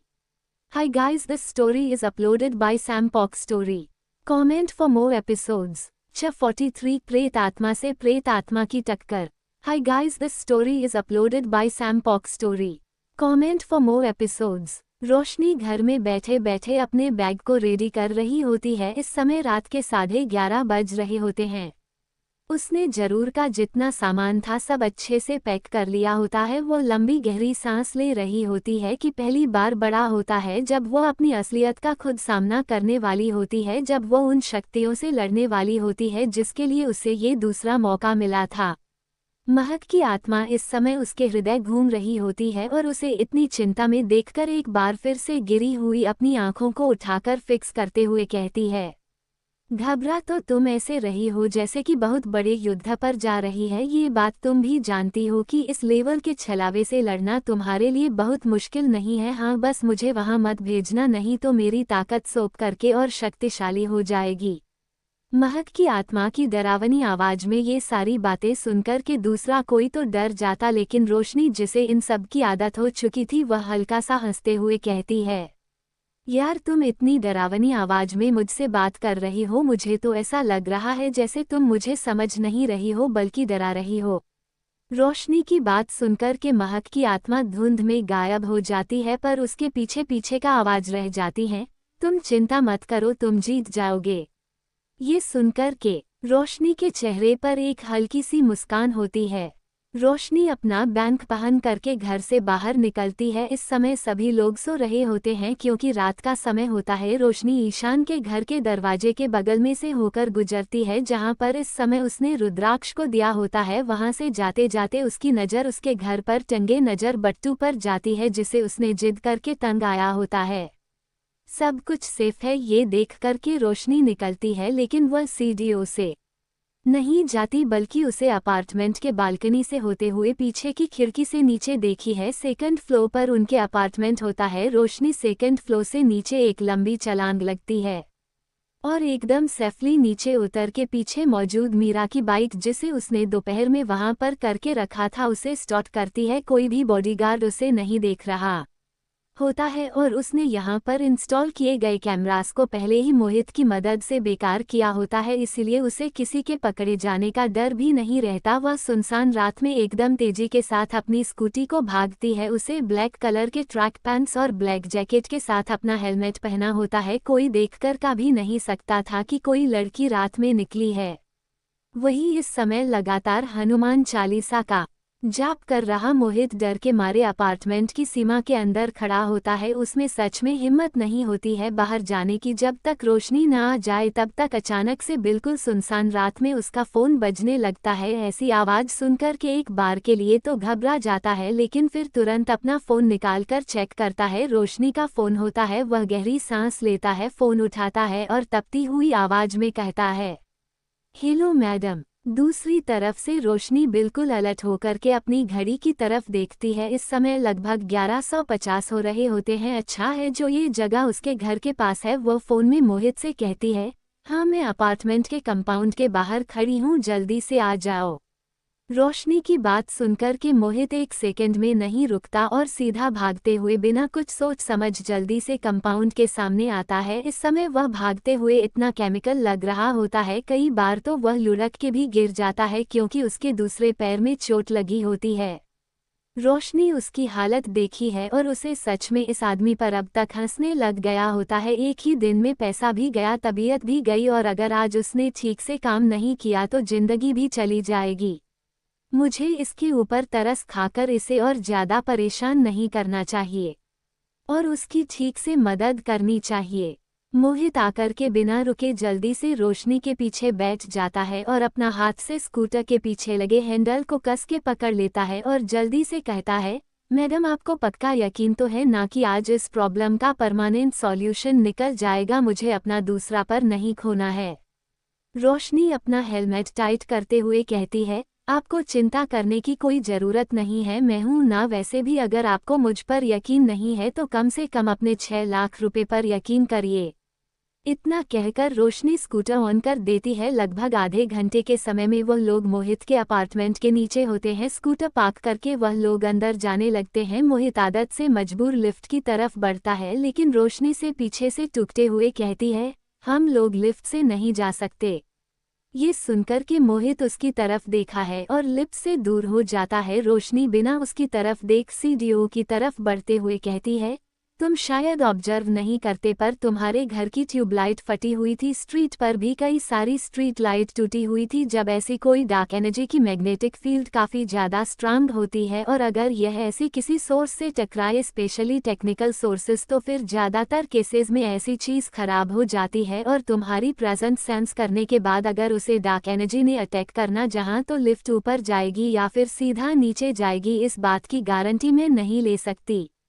मोहित सीढ़ियों की रेलिंग का सहारा ले लेकर बड़ी मुश्किल से ऊपर चढ़ रहा होता है और घबराकर पूछता है, मैग्नेटिक फील्ड? उद्धरण चिन्ह। रोशनी उसकी तरफ बिना देखे सीढ़ियों से ऊपर चढ़ रही होती है और कहती है, हर ऐसी चीज़ जिसमें एनर्जी होती है उसकी मैग्नेटिक फील्ड होती है, स्पेशली स्पिरिचुअल एनर्जी या फिर डार्क एनर्जी इंसान की मैग्नेटिक फील्ड होती है, पर ज़्यादातर इसे ऑरा कहते हैं और इन केसेस में ऐसी डार्क एनर्जी की मैग्नेटिक फील्ड इंसान या मैग्नेटिक फील्ड से कई गुना ज़्यादा स्ट्रांग होती है। इसीलिए जब भी तुम उसके सोर्स ऑफ कनेक्शन में आते हो या फिर उसकी मैग्नेटिक फील्ड के अंदर आते हो तो तुम्हें चलावे दिखने लगते हैं। पहुंचने की बात सुन करके मोहित अपना सर हमें बुलाता है। उसे अच्छी तरह से याद था जब वह बेचैन के एकदम करीब था तब तो वह इस तरह से बेसुध हो गया था कि वह ऑलमोस्ट बालकनी की रेलिंग पर खड़ा था और 15 मंजिल से नीचे कूदने वाला था। अगर ऐसा होता तो उसकी हड्डियों का चूरा बन गया होता। वह तो अच्छा वह सही टाइम पर फोन की घंटी बाजी, नहीं तो उसकी घंटी बज जाती। इस बारे में सो करके वह तुरंत जल्दी जल्दी से अपने पैर को घसीटते हुए रोशनी के और पास जाकर खड़ा हो जाता है। उसे सच में इन सब चीज़ों से नहीं निपटना था। उसे इतनी स्पीड में अपने पीछे आता देख कर के रोशनी हल्का सा मुस्कुराती है और कहती है, तुम्हें इतना डरने की ज़रूरत नहीं है, जब तक मैं हूँ तब तक कोई भी प्रेत आत्मा तुम्हारे करीब नहीं आ सकती। लगभग 15 तल्ला सीढ़ियां चढ़ना काफी मुश्किल काम था, वह भी तब जब दोनों जन जो सीढ़ियां चल रहे थे दोनों को शरीर में जगह जगह पर चोट लगी हुई थी और बेचारे मोहित का तो पैर ही इतना ज्यादा दर्द कर रहा था कि जब तक वो लोग अपार्टमेंट के पास पहुंचे थे पूरी तरह से पसीने में लगभग वो लंबी गहरी सांस ले रहा था। हाय guys, this story is uploaded by Sam Pok story. Comment for more episodes. वही रोशनी अपने बैग में से एक पानी का बोतल निकलती है, थोड़ा अपनी खुद पीती है और फिर बोतल उसके बिल्कुल बगल में खड़े होकर के अभी भी हाफ रहे मोहित को देती है। मोहित थैंक्स बोल करके बोतल लीटर पानी पी लेता है। इस समय उसे एक सेकंड के लिए भी चला नहीं जा रहा होता है। रोशनी थोड़ा आगे बढ़कर जब उसे फ्लो को देखते हैं तो उसकी आंखें छोटी हो जाती है। वही अपने पैर को बड़ी मुश्किल से घसीटकर रोशनी के पीछे आकर खड़े होने वाला मोहित जब उसे फ्लो को देखा है तो वह पीछे घूमकर वापस भागने के बारे में सोचने लगता है। पूरा फ्लो एकदम अंधेरे से गिरा रहता है, बस एक ट्यूबलाइट जल रही होती है, वो भी ब्लिंक कर रही होती है। इस समय एक अजीब सा कोर उसे फ्लो को ढक रखा होता है। जैसे ही रोशनी अपना एक कदम आगे बढ़ती है कुत्तों के रोने की आवाज़ उनके कानों में सुनाई देती है। मोहित को कल की सारी घटनाएं याद आ रही होती है, कैसे पहले कुत्ते की रोने की आवाज़ और उसके बाद उसका पूरा दिमाग एकदम ब्लैक हो गया था। वह कस के रोशनी के बैग को पकड़ लेता, उसका बिल्कुल मन नहीं था रोशनी से दूर जाने का। रोशनी उसकी तरफ एक नज़र डालते हैं और एकदम धीरे से कहती है, याद रखना बिल्कुल धीरे, एकदम धीरे, और डरना मत, जितना तुम डरोगे उतना यह आत्मा तुम्हें डराएगी। मोहित रोशनी की बातें सुनकर खुद को शांत करने की कोशिश करता है, लेकिन वो लोग जैसे ही मोहित के अपार्टमेंट के दरवाजे के हैंडल को पकड़ते हैं वो एक तो ब्लैंक कर रही ट्यूबलाइट अचानक से ब्लास्ट हो जाती है और एक जोर की आवाज़ उसे सुनसान फ्लो पर गूंजने लगती है। मोहित जोर की आवाज़ से चलता है और रोशनी से दूर हो जाता है। जैसे ही वो रोशनी के पीछे हटता है दो हाथ दरवाजे के अंदर से निकाल करके उसके कंधे को पकड़ करके उसे पीछे खींचने लगते हैं। ये देखकर रोशनी अपने पॉकेट में हाथ डाल करके एक चांदी का चाकू निकलती है और उसे उन हाथों को काट देती है। रोशनी के हाथों को काटते ही मोहित पर उसकी पकड़ ढीली हो जाती है। मोहित डर के मारे पीछे हट जाता है और इस बार रोशनी के पीछे आकर खड़ा हो जाता है और तुरंत अपनी आंखें बंद कर लेता है, क्योंकि अभी अभी रोशनी ने जिस हाथ को काटा होता है उसके अंदर से प्योर पीले पीले कीड़े निकल रहे होते हैं। वह इतना घिनौना होता है, इसकी तरफ उसे देखा भी नहीं जा रहा होता है। अभी भी लगभग जिंदा वह हाथ छटपटाना लगता है। ये देख करके रोशनी एकदम धीरे से एक बात कहती है, चांदी की अभिमंत्रित इस कतार के आगे तुम्हारे जैसी छोटे किस्म की प्रीत आत्माओं का बचना नामुमकिन। फिर रोशनी अपने पीछे डर के दुबक कर बैठे मोहित को देखते हुए कहती है, वैसे तुमसे 6 लाख रुपए लेने का एक कारण ये चांदी की छोरी भी थी। यू नो ना इंग्रेडिएंट्स कितने इम्पोर्टेंट होते हैं कुछ भी बनाने के लिए। वही डर के मारे बेचारे मोहित से सांस भी नहीं लिया जा रहा होता है। उसे अब भी अपने कंधे पर भयंकर जलन हो रही होती है और बहुत दर्द भी हो रहा होता है। इस समय वह बस यही उम्मीद कर रहा था किसके कंधे पर वैसे निशान न पड़े हो जैसे उसके पैर पर पड़े थे, क्योंकि उसे हाथ में उसे सिर्फ 10 या 5 सेकंड के लिए पड़ा था। रोशनी दरवाजे को एक जोर की आवाज के साथ खोल देती है। दरवाजा खुलते ही एक जोरदार हवा का झोंका आता है और एक आवाज, डरावनी आवाज मानो 10 लोग एक साथ चल रहे हो, चले ले जाओ। उसे हवा के झोंके के कारण रोशनी और मोहित दोनों ही 3-4 कदम पीछे ले लेते हैं। बहन इतना तेज होता है कि दरवाजा भी अपने आप उनके मुंह पर बंद हो जाता है। ये देख करके मोहित रोशनी की तरफ देखते हुए कहता है, एक काम करते हैं, इसे ऐसे ही छोड़ देते और हम लोग चले जाते हैं। बेकार में जब कुछ बिगाड़ नहीं रहा तो फिर इन सब चीजों में फंसना क्या। उद्धरण चिन्ह। उसकी बात को सुनकर के रोशनी उसकी तरफ घूमती और उसके कॉलर को पकड़ के उसे 3-4 बार अच्छे से झिंझुरते हुए कहती है, बेवकूफ़ आदमी, तुम्हें पता भी तो क्या कह रहे हो। तुम अभी पूछ रहे थे ना कि तुम्हारे इस फ्लो पर तुम्हारा एक भी पड़ोसी क्यों नहीं दिख रही। यह सब चलावे का असर है क्या? तुम चाहते हो कि तुम्हारी गलती की वजह से, तुम्हारे लापरवाही की वजह से इतने सारे बेकसूर लोगों की जान चली जाए। तुमने तो खुद को बचा लिया, वह लोग कैसे खुद को निकलेंगे सबसे? और तुम्हें क्या लगता है पूरी बिल्डिंग इसके काबू में नहीं आएगी? इन शक्तियों को ताकतवर होने मौका हम इंसान देते हैं और डर के डुबोकर रह जाते। अपने किए गए कामों का फल हम लोग भोगने से क्यों कतराते हैं? तुमने कितनी आसानी से कह दिया छोड़ देते। तुम्हें पता है अगर यह शक्ति ताकतवर हो गई तो कितने लोगों को फंसा सकती है। जितनी आत्माएं ये शक्ति सुखेगी उतनी शक्तिशाली बनेगी। इसीलिए चुपचाप मेरे पीछे रहो, नहीं तो मैं तुम्हें चारे की तरह इस्तेमाल करूंगी और तुम्हें आगे कर दूंगी। मोहित जैसे एकदम से होश में आता है और कांपते हुए कहता है, नहीं madam, please, I am so sorry ma'am, मैं यहाँ से नहीं जाऊँ गा, पर प्लीज मुझे आगे मत करिए प्लीज। रोशनी मोहित का कलर छोड़ देती है और आगे बढ़कर के दरवाजा एक बार फिर से खोलता है। इस बार भी वह तेज हवा का झोंका आता है, लेकिन रोशनी इस बार डांट के खड़ी होती है और हवा के झोंके के आगे चलने लगती है। वही मोहित भी एक हाथ से रोशनी के बैंक को पकड़ करके दूसरे हाथ से अपने पैर को आगे की तरफ घसीट रहा होता है। इस समय वह बहुत ज्यादा दर्द में होता है, लेकिन रोशनी के बाद भी 100% सही होती है। इसलिए वह हिम्मत करके रोशनी के पीछे पीछे आगे जाता है। जैसे जैसे वह लोग बेडरूम के दरवाजे के करीब पहुंच रहे होते, हवा का भाव और भी ज्यादा तेज हो गया रहता है और बेडरूम का दरवाजा खोलते ही विंडचिम के बजाने की आवाज पूरे अपार्टमेंट में गूंजने लगती है। इसका सबसे ज्यादा असर मोहित पर होता है। मोहित अपने दोनों कान बंद करना चाहता है, लेकिन ऐसा करने के लिए उसे रोशनी के ऊपर अपनी पकड़ ढीली करनी पड़ेगी और यह करने की हिम्मत मोहित में नहीं थी। मोहित को इतनी तकलीफ में देख करके रोशनी उसकी तरफ दो हुई के गोले फेंकती और विंड चाइम की आवाज को न्यूट्रलाइज करने के लिए तेज से चला कर कहती है, इन्हें पहन लो, इससे तुम्हारे ऊपर कम असर होगा। रुद्र बिना कुछ सोचे समझे हम हुई के गोलक अपने कान में डाल देता है। सच में आवाज लगभग आधी हो गई होती है, जिस वजह से रुद्र खुद को शांत करते हुए गहरी सांस लेता है। लेकिन जब उसकी नज़र रिंग चैन पर पड़ती है तो उसे लगभग उल्टियां आ रही होती है, क्योंकि वहां पर वही कीचड़ जैसा वह छलावा होता है जो कि इस समय अपनी खाली आंखों से उसे ही देख रहा होता है।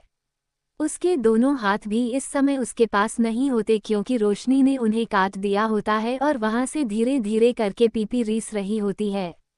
वह छलावा एक अजीब से बादल का रूप लेता है और भयंकर हंसी के साथ रोशनी से टाइगुन बड़ा होकर के एक कल से घेरे में उसे गिरने की कोशिश करता है। रोशनी अपने हाथ में वह चांदी वाला चाकू लिए उस कोहरे की तरफ हवा में चला रही होती है, लेकिन बार बार हमले करने पर भी जब उसका कोई असर नहीं होता तो रोशनी समझ जाती है कि अब उसे खुद ही कुछ करना पड़ेगा। लेकिन क्योंकि मोहित वहां था इसलिए कुछ कर नहीं सकती थी, इसलिए वह एक कदम पर कम से कम जिंदा होता है। ये बात सच करके रोशनी उसे पर इतना ध्यान नहीं देती और खुद अपनी आंखें बंद करके ध्यान लगती है। थोड़ी ही देर में उसे चलावे से भी ज्यादा गहरा काला धुआं रोशनी के अंदर से निकलने लगता है। Hi guys, this story is uploaded by Sam Pock Story. Comment for more episodes. देखते ही देखते दो अलग अलग रंग के काली ताकत एक दूसरे से टकराती है। बाहर का मौसम बहुत ज्यादा खराब हो गया होता है। एक साथ प्रकृति के दो शक्तिशाली जीव एक दूसरे से टकरा रहे हो तो यही होता है। थोड़ी देर में जब हवा की रफ्तार से कोर चढ़ता है तो छलावा अपने सामने रोशनी को नहीं बल्कि एक उससे भी कई गुना ज्यादा शक्तिशाली प्रेत आत्मा को देखता है। उसे पेट आत्मा के लंबे बाल होते हैं, उसका चेहरा बिल्कुल सफेद होता है, उसकी आंखें एकदम काली, उसके पेट से खून रस रहा होता है, उसके हाथ पैर पर जगह जगह चोट लगे होते हैं जिसे देखकर अंदाजा लगाया जा सकता था कि उसकी मौत कितनी ज्यादा दर्दनाक होगी। अपने से भी ज्यादा शक्तिशाली नकारात्मक ऊर्जा को देखकर के वह छलावा पीछे हटना लगता है और अजीबोगरीब आवाज निकालते हुए वापस से विंड चाइन में जाने की कोशिश करता है। ललल शिशिशिट। लेकिन रोशनी ऐसा होने नहीं देने वाली थी। वो अपने हाथों को आगे करके एक अजीब से एंगल से घुमाती है और एक तेज रफ्तार के साथ उसे दिन टाइम को वही बिल्डिंग पर से उखाड़ करके सीधा बालकनी से नीचे फेंक देती है और खुद वैसे ही आत्मा रूप में बालकनी के सामने जाकर के 15 तले की बिल्डिंग से नीचे कूद जाती है। वाह! विंड चाइम जैसे जैसे नीचे गिर रहा होता है वह छलावा वैसे वैसे उसे विंड चैन से भी बाहर आने की कोशिश करने लगता है। लेकिन रोशनी नीचे गिरते गिरते अपना मुंह खोलते हैं और उसके मुंह से एक अलग तरह की तरंगे बाहर आती है जो कि नीचे बाउंस हो करके फिर ऊपर की तरफ उसे विंड चाइम को धक्का देती है। और जब वो वेंचर में एकदम उसके सामने आ जाता है तो रोशनी अपनी चांदी की चाकू से उसे विंड चाइम को कई सारे टुकड़ों में एक ही बार से काट देती है। देखते ही देखते बिल्डिंग के कंपाउंड के बीचों बीच कई सारे टुकड़ों में टूटकर वह विंड चैन गिर जाता है और उसके अंदर से वह काला धुआं निकलने लगता है जैसे रोशनी की प्रेत आत्मा अपने अंदर सुख लेती है। हाय guys, this story is uploaded by Sam Pok story. Comment for more episode 44 रोशनी का बेहोश होकर हॉस्पिटल जाना। हाय guys, this story is uploaded by Sam Pok story. Comment for more episodes. एक जोरदार बिजली कड़कती है और उसे अपार्टमेंट के कंपाउंड के बिल्कुल पीछे पे एक बेहद डरावनी प्रेत आत्मा खड़ी होती है और जोर जोर से हंस रही होती है। उसकी हंसी काफी ज्यादा डरावनी होती है और वह अजीब तरह से एक्सप्रेशंस के साथ बेहद डरावनी आवाज में उसके संग की आवाज में कहती है, बड़ी आई थी मुझे टक्कर देने वाली, देखा किस तरह से तुझे खत्म कर दिया। यह आवाज इस समय पूरे कंपाउंड में गूंज रही थी। वह कल कोहरा एक बार फिर से उसे समय पूरी सोसाइटी पर छाया हुआ था। आसमान में बादलों में बिजली कड़क रही थी। एक जोरदार बिजली कड़कने की आवाज के कारण चोट लगने से बेहोश हुआ मोहित अचानक होश में आ जाता है और दर्द के मारे उसके मुंह से हल्की सी सिसकी निकल जाती है। इस समय उसे अपने पूरे शरीर में तेज दर्द महसूस हो रहा होता है, खास करके कंधे और सर में से। वो अपने कंधे पर हाथ रखकर दूसरे हाथ के सहारे से बड़ी मुश्किल से ऊपर उठना है और लड़खड़ाते हुए कदमों के साथ आगे बढ़ने लगता है। इस समय अपार्टमेंट में जितना भी सामान होता है सब इधर उधर फेंका हुआ रहता है। कई सारी ग्लास की चीज जो कि डेकोरेशन के लिए रखी गई थी वो बुरी तरह से टूट चुकी होती है। उन कांच के टुकड़ों से बच बच कर मोहित आगे बढ़ रहा होता है। पूरे घर में कहीं पर भी लाइट नहीं होती, उल्टा एक अजीब सा ढूंढ रहता है जिस वजह से मोहित को सांस लेने में हल्की हल्की से दिक्कत होती है। इस समय उसे इस बात का पूरा एहसास हो गया होता है कि अच्छा वह उसे 2 दिन की छुट्टी मिल गई, वरना अगले 2 दिन तक तो उठने के भी हालत में नहीं था। बेडरूम के अंदर का नज़ारा देखकर उसका दिल धक से रह जाता है। बेडरूम की हालत काफी ज्यादा बिखरी हुई रहती है। बेड के गद्दे पर किसी के नाखूनों के खरोचों के निशान रहते उसे समझ नहीं आता क्या के सामने है क्या, लेकिन वह बालकनी के गेट से बालकनी की स्लाइडिंग डोर के साइड में किसी इंसान के बेहोश होने की आउटलाइन बन सकता था। रोशनी बेहोश है ये देखकर मोहित के पूरे बदन में थरथरी से कम गई थी। उसे समझ नहीं आ रहा था कि अगर रोशनी उसे आत्मा से लड़ते लड़ते बेहोश हो चुकी है तो फिर उसे आत्मा से कौन लड़ रहा था। और इसका यह मतलब है कि हे भगवान, अगर रोशनी में हमको कुछ हो गया तो रुद्र सर मुझे खा जाएंगे, और रुद्र सर से पहले वह आत्मा जिसे रोशनी में हमको बेहोश कर दिया वह मुझे। यार यहाँ तो दोनों ही साइड से मुसीबत है। अरे बेवकूफ़ आदमी, पहले जाकर देखा तो ठीक है या नहीं, अगर उन्हें कुछ हो गया तो आत्मा से ज़्यादा बुरा हाल तेरा हो जाएगा। चल चल। मोहित अपने पैर को घिसारते हुए बड़ी मुश्किल से आगे जाता है और वहां पर वह देखता है कि रोशनी सिर्फ बेहोश हुई है। ये देख करके वह लंबी गहरी सांस लेता है। चलो अच्छा है ये सिर्फ बेहोशी हुई है। और उन्हें जगाने की कोशिश करने लगता है, पर वो इस समय रोशनी को देखने में इतना खाया था कि उसका ध्यान इसकी बालकनी से अचानक से किसी की आहट को महसूस करके उधर घूमती है और वहां पर मोहित को बैठा हुआ देखते हैं, जो कि इस समय उसी के शरीर को हिला करके जागने की कोशिश कर रहा था। ये देख करके वो अपना एक हाथ हवा में करती है, वह सारा काला धुआं एक धक से घूमने लगता है और फिर एक हवा का रुख लेते हुए बिल्डिंग की तरफ बढ़ने लगता है। दूसरी तरफ मोहित, जो कि रोशनी को उठाने की कोशिश कर रहा था, काफी देर तक कोशिश करने के बाद भी जब रोशनी को उठा नहीं पाता तो घबरा जाता है। वो उठ करके बेडरूम में ही वहीं कोने में गिरे अपने बैग को ढूंढने लगता है। उसे अच्छे से याद था, जब वह बेडरूम के डोर पर खड़ा था तब उसके हाथ में उसका बैग था। उसके बाद जब वह हाल की दीवार से टकराया तब उसका बैग यही बेडरूम में शायद गिर गया था। वह काफी देर तक अपनी बात खोजना है, तभी अचानक से उसे दूर से रिंगटोन की आवाज सुनाई देती है। जब वह शाबाश की दिशा में जाता है तो उसका बैग वहीं पर पड़ा होता है और फोन अंडर में रहता है। फ्लैशलाइट सिस्टम ऑन करने के कारण जब भी कॉल आता था तो उसका फ्लैशलाइट ब्लैंक करने लगता था। मोहित अपने बैग का चेन खोल करके फोन निकलता है, कार्तिक का फोन आ रहा होता है। वह जल्दी से कार्तिक को कॉल करते हुए उसे बताता है, कार्तिक मेरे भाई कहाँ पर है तू? वही मोहित के रोने की आवाज सुनकर के अभी अभी एयरपोर्ट से निकला कार्तिक अपनी घड़ी की तरफ देखा और कहता है, यार मैं तो अभी अभी फ्लाइट से निकला हूँ, इस समय एयरपोर्ट के बाहर खड़ा हूँ, क्या हुआ? मोहित रोशनी के बारे में सो करके और भी ज्यादा घबरा जाता है और कहता है, अरे यार यह बातें ऐसी है ना जो फोन पर नहीं की जा सकती, जल्दी से यहाँ पर आज मेरे अपार्टमेंट के बिल्डिंग के अंदर एक बड़ा कांड हो गया है, तू आएगा तो मैं तुझे लाइव डेमोन्स्ट्रेशन दूंगा और तुझे मेरी बात पर यकीन करना ही पड़ेगा। उद्धरण चिन्ह। वही कार्तिक अपने फोन की तरफ देखते हुए कहता है, ए बेवड़े, रात को 2:30 बजे मैंने तुझे तेरी नशे में कही गई बातें सुनने के लिए फ़ोन नहीं किया है, बल्कि इसलिए फ़ोन किया था कि अगर तेरे घर में कुछ हो तो बता, मैं आकर खा सकूं। हाय guys, this story is uploaded by Sam Pok story. Comment for more episodes. ये सुनकर के मोहित रोते हुए कहता है, अरे भाई मैं बेवड़ा नहीं हूँ, तू तो फ्लाइट में था, तुझे क्या पता मेरे साथ क्या क्या हुआ। 24 घंटे में वक्त बदल गया, जज्बात बदल गए, हालात बदल गए और मेरे पूरे बदन में चोटों के निशान बदल गए। जल्दी से आज मैं अकेले और यह सब नहीं खेल सकता। वही कार्तिक एयरपोर्ट के बाहर इधर उधर देखते हुए कहता है, रोना बंद कर दे, लंबी गहरी सांस ली और मुझे बता आखिर हुआ क्या है। ये सुनकर कि मोहित और जोर जोर से रोने लगता है और कहता है, जब तक तू आएगा नहीं तुझे मेरी बात पर यकीन नहीं होगा, तुम मुझे बेवड़ा ही बोलता रहेगा और यहाँ पर जल्दी यार साथ में कोई गाड़ी लेकर रोशनी में भी हो जाए, पता नहीं कब से पड़ी हुई है, मैं अस्पताल ले जाना पड़ेगा मुझे लगता है। ये सुनकर के कार्तिक जोर से चिल्लाते हुए कहता है, क्या रोशनी, मैं तेरी अपार्टमेंट में रात को 2:30 बजे बेहोश क्या कर रही है? तूने क्या क्या उनके साथ तुझे पता भी है? अगर रुद्र सर को पता चल गया तो क्या होगा? जिंदा कर देंगे तुझे। अभय के पूरे पाकिस्तान को 24 घंटे में मेरे हाथों ही साफ करवाया था उन्होंने।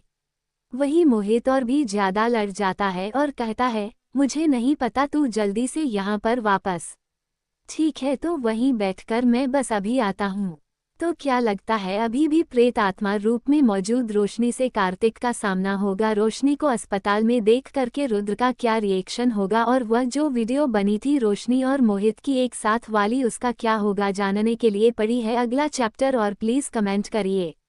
हाय guys, this story is uploaded by Sam Pok story. Comment for more episodes. 45 fake affair की news. Hi guys, this story is uploaded by Sam Pok story. Comment for more episodes. New Delhi city hospital. घड़ी में इस समय सुबह के 4:30 बज रहे थे। कार्तिक आईसीयू के बाहर बैठा हुआ था। इस समय जिन दो लोगों को वह पिकअप करने गया था वह दोनों ही अस्पताल में एडमिट होने की हालत में थे। रोशनी तो पहले से ही बेहोश थी और कार्तिक को देख करके इतने समय से खुद को संभाल कर चोट पर चोट खाने के बाद और एक बेहोश रोशनी को देखने के बाद इमोशनल और मेंटल प्रेशर को और ज्यादा ना जा पाने के कारण मोहित भी बेहोश हो गया था। कार्तिक अपने सर पर हाथ रखकर बाहर वेटिंग एरिया में वेट कर रहा था। उसे सच में समझ नहीं आ रहा था कि आखिर ये दोनों एक साथ एक जगह पर कर क्या रहे थे और उसे जगह की हालत इतनी ज्यादा खराब कैसे थी। उसने उसे समय ड्यूटी पर मौजूद सिक्योरिटी गार्ड से बात की तो उससे ज्यादा कुछ पता नहीं चला। बस इतना ही पता चल पाया कि रोशनी मोहित को लेकर के रात के 12 बजे के करीब अपार्टमेंट में वापस आई थी। उसके बाद क्या हुआ ये तो कैमरा में भी नहीं दिखाई दे रहा था। अपार्टमेंट की हालत देखकर जो पहली चीज कार्तिक ने सोची थी वो यही थी कि पक्का चोरी हुई है जिसमें मोहित की यह हालत है और ईशा मैं को उसने मारकर बेहोश कर दिया और दूसरा कुछ उसे ही नहीं रहा था। लेकिन अब इन सब सवालों का जवाब तो सिर्फ मोहित और रोशनी ही दे सकते थे और इस समय दोनों ही बेहोश थे। कार्तिक अपने बैग में से एक बोतल पानी निकालकर पीता है और फ्रस्ट्रेशन के कारण अपने बालों में आगरे से अपने हाथ फिरते हुए सोचने लगता है, यह मोहित बिना एक साथ नए नए पंगे ले लेता है। पता नहीं ये दोनों एक साथ वहां पर कर क्या रहे थे, वह भी इतनी रात में। अपार्टमेंट तो इस तरह से हो गया था जैसे काबाद खाना है। बेड टूटा हुआ, गड्ढे फटे हुए, तकिया फटी हुई, कुछ ठीक से नहीं था, सब उल्टा पुल्टा था। अगर यह कोई अटेम्प्ट तो मर्डर या चोरी का केस है ना, तो फिर रोशनी मैमा को इसमें फंसाने के लिए मोहित तो गया। अभी कर देंगे सब। सो रहा होता है कि अचानक से उसका फोन बजने लगता है। वह अपना फोन निकालकर चेक कर रहा होता है तो रुद्र का फोन आ रहा होता है। उसे समझ नहीं आ रहा होता कि फोन उठाएं या छोड़ दे, क्योंकि रुद्र से झूठ नहीं बोलना चाहता था। आखिर बात उसकी पत्नी की थी और सच अगर वह बोलता तो मोहित की किस्मत फूट जाती। लेकिन फिर कुछ सोचकर वो कॉल उठा लेता है। दूसरी तरफ से उसे रुद्र की गहरी आवाज सुनाई दे रही होती है। आवाज सुनकर ही कार्तिक को अंदाज अलग हो गया होता है कि रुद्र रहता है टोटली ड्रंक है। स्टूपिड से कॉन्फ्रेंस को कोसते हुए कहता है, टोटली सोफिस्टिकेटेड। इतना बड़ा सार्केजम अपने सिर पर शान से लेकर घूमते हैं ये लोग। डिनर कॉन्फ्रेंस में गए थे तो उसमें भी चीज के लिए रेड वाइन चाहिए। अरे यार मतलब हद है। एक तो पहले ही अपने पूरे होशों आवाज में मौजूद रुद्र सिंघानिया हद से ज्यादा खतरनाक है, ऊपर से ड्रंक। रुद्र सिंघानिया तो नाइटमेयर है, नाइटमेयर। वही रुद्रा अपनी गहरी आवाज में कहता है, कार्तिक तुम दिल्ली पहुंच गए। कार्तिक खुद को शांत करके बिल्कुल नॉर्मल दिखाने के लिए कहता है, हाँ सर बस अभी कुछ समय पहले पहुंचाओ। वहीं दूसरी तरफ अपने प्रेसिडेंशियल स्वीट में सोफे पर बैठा रुद्रा सामने घड़ी की तरफ देखते हुए कहता है, सुबह 8 बजे मेरी फ्लाइट है, इसीलिए तुम 9:30 बजे तक मुझे पिकअप करने आ जाना। वह क्या है ना, तुम्हें तो पता ही होगा मोहित की तबीयत खराब है, उसे मैं छुट्टी दिया है। ये सुनकर के कार्तिक अपना सिर हिलाते हुए तुरंत कहता है, हाँ सर आप टेंशन मत लीजिए मैं आ जाऊंगा। कार्तिक को लगता है क्या फोन कट करना है, इसलिए वेट करता है कि रुद्र सामने से फोन कट करे, लेकिन उसे फिर से एक बार रुद्र की आवाज सुनाई देती है, अच्छा सुनो, रोशनी के पीछे तुम सेक्रेट गार्ड लगाओ। ये सुनकर के कार्तिक के कान खड़े हो जाते हैं और वह आईसीयू की तरफ देखते हुए सोचने लगता है, कहीं सर को ये शक तो नहीं हुआ कि उनकी पत्नी मोहित के साथ मिलकर उन्हें धोखा दे दिया और इसीलिए सीक्रेट गार्डों के साथ मिलकर जासूसी करने का प्लान है। इसीलिए कार्तिक पूछते हुए कहता है, सर पहले से ही उसे एक्सीडेंट के बाद बॉडीगार्ड की टीम अपार्टमेंट में एक्टिव रहती है तो फिर सेक्रेट गार्ड्स। ये सुनकर के रुद्र थोड़ा चीड़ कर कहता है, जितना कहा उतना करो, ज्यादा सवाल मत पूछो, ठीक है। वहीं दूसरी तरफ इस समय बड़ी मुश्किल से अपनी आंखें खोल पा रहा है रुद्र। कहता है, दादाजी काफी समय से मिलने के लिए बुला रहे हैं, उनसे मिलने जाना है, इसीलिए तुम मेरी सेक्रेटरी टीम से कांटेक्ट करके कल का मेरा शेड्यूल फ्री करवाओ और दोपहर तक अरेंजमेंट करो। मैं नहीं चाहता कि कोई सरप्राइज अटैक हो। ये सुनकर के कार्तिक का दिमाग ब्लैक हो जाता है। उसे समझ नहीं आता कि अब क्या करे। अगर सच में कल दोपहर में ये लोग दादरी से मिलने के प्लानिंग कर रहे हैं तो फिर इसका मतलब यह है कि अगर रोशनी मैडम कल तक नहीं होती तो फिर क्या होगा। इतना सोच करके कार्तिक तय कर लेता है कि आप तो उसे सच बताना ही पड़ेगा, पर वह जैसे ही कुछ कहने वाला होता है दूसरी तरफ से फोन कट हो जाता है। ये देख करके कार्तिक गुस्से में आकर अपने ही सिर पर अपना हाथ मारते हुए कहता है, मेरी किस्मत ही खराब है, अभी रोहित के चक्कर में मुझे भी फंसना पड़ेगा। कार्तिक अभी परेशान हो ही रहा होता है, कितने में डॉक्टर भागते हुए कार्तिक के पास आता है और उसकी तरफ डर के साथ देखता है। कारण भी था क्योंकि कार्तिक और रुद्र का गुस्सा सिंघाना ग्रुप का इंडस्ट्रीज के लोगों में काफी ज्यादा फेमस है। एम्प्लॉइज को पता है कि उनके प्रेसिडेंट का ये स्पेशल वर्कर असल में कुछ ज्यादा ही गुस्सा है और मुक्कालात में यकीन रखता है। वही उसे डॉक्टर को इस तरह से डरता हुआ देख करके कार्तिक चिल्लाते हुए कहता है, क्या हुआ बोलोगे नहीं तो मेरा ब्लड प्रेशर बढ़ जाएगा और मेरा बढ़ा ना तो मैं तुम्हारा ब्लड प्रेशर बिगाड़ दूंगा। हाय guys, this story is uploaded by Sam Pok story. Comment for more episodes. वो डॉक्टर तुरंत 2 कदम पीछे लेता है और डरते डरते कहता है, दरअसल वह जो मोहित सर है उनके पैर का इन्फेक्शन काफ़ी ज़्यादा बढ़ गया है। उन्हें ठीक से ध्यान रखना बोला गया था पर उन्होंने कुछ ज़्यादा ही अपने पैरों का इस्तेमाल किया है, इसीलिए उन्हें तो अगले 2 दिन हॉस्पिटल में ही एडमिट रहना पड़ेगा। इसके साथ साथ उनका बहना कंधा डिसलोकेट हो गया था और शरीर में कई जगह सूजन भी है। ये सुनकर के कार्तिक अपने सिर पर हाथ मारते हुए कहता है, और वह जो औरत है उसका क्या, वह भी तो बोलना होगा ना, वह किसके बोलने का इंतजार कर रहे हो। डॉक्टर एक बार फिर से डरते डरते कहता है, वह तो ठीक है, बस शायद गहरी नींद में है, सुबह तक उन्हें होश आ जाएगा। ये सुनकर के इतनी देर बाद आखिरकार कार्तिक राहत की सांस लेता है, बच गया, बस सुबह जैसे ही मैडम को होश में आएगा सबसे पहले उन्हें घर भेजना पड़ेगा। वहीं दूसरी तरफ मेरा इस समय सुबह सुबह ब्रेकफास्ट बना रही होती है और बार बार घड़ी की तरफ देख रही होती है, अपने हाथों में ब्रश लिए और अभी भी याद ही नींद में ईशान बड़ी मुश्किल से अपने पैर उठा कर बेसिन की तरफ जाते हुए लगभग रोने से आवाज में कहता है, यार मेरे समझ नहीं आता, मेरे मिंग नॉर्मली 10 बजे की रहती है पर जब से प्रमोशन हुआ है 8 बजे जाना पड़ता है। पता नहीं इस बॉस को मेरे से क्या दुश्मनी थी जो दिन में 2 घंटा बढ़ा दिया। ये बात सुनकर के मीरा अपनी आंखें घूमती और कहती है, इतने बड़े आलसी इंसान हो ना तुम, मतलब जिस आदमी ने तुम्हें प्रमोशन दिया उसी को पूछ रहे हो, शर्म है तुम्हारे अंदर एकदम भी, और जल्दी जल्दी करो, ऑलरेडी 6:30 बच्चों के बाथरूम में तुम ऐसे ही 1 घंटा लगाने वाले हो, कब निकलना है। और हाँ, आते समय तुमने रुद्राक्ष को ठीक से और आया था ना, मौसम आज ठंडा है। ये सुबह सुबह लेक्चर सुनने के बाद ईशान का मुंह बन जाता है, लेकिन वो फिर भी दोबारा दांत नहीं खाना है। ये सोच करके बाथरूम में जाते हुए कहता है, उड़ा दिया था मैंने वैसे तुमसे, ईशा ने कहा कि वह कब तक आएगी, 11।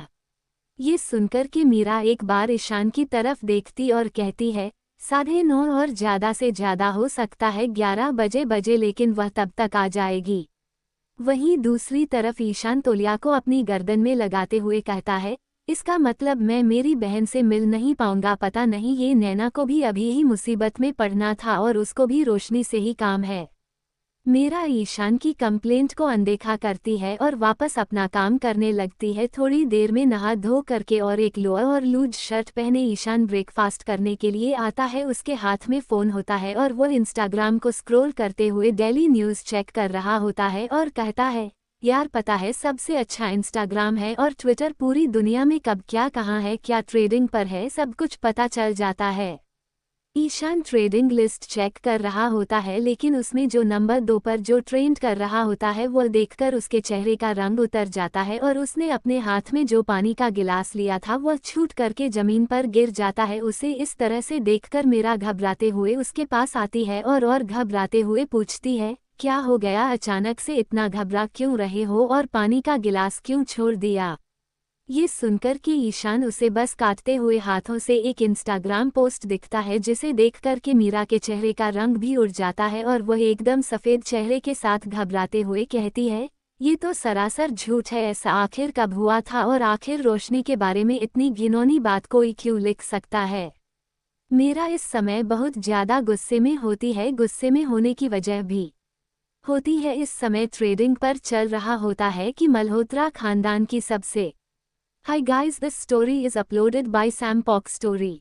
Comment for more episodes. छोटी बेटी जिसे मिस्टर मल्होत्रा ने अपने घर से बाहर निकाल दिया था, वह अपने खूंटी किस्मत को चमकाने के लिए अपनी बड़ी बहन के कर्ट बॉयफ्रेंड और मंगेतर और हाल ही में अमेरिका लौट रुद्र सिंघानिया का पीछा कर रही है और उसके करीब आने की कोशिश कर रही है और इसके लिए तो उसने रुद्र के सेक्रेटरी तक को भी नहीं छोड़ा और इस चीज को सपोर्ट करते हुए रुद्र और रोशनी की एक साथ की कई सारी फोटोज लगाई गई होती है, जिनमें की आधी तो कॉलेज सड़क के समय की होती है और आधी किसी पार्टी की होती है।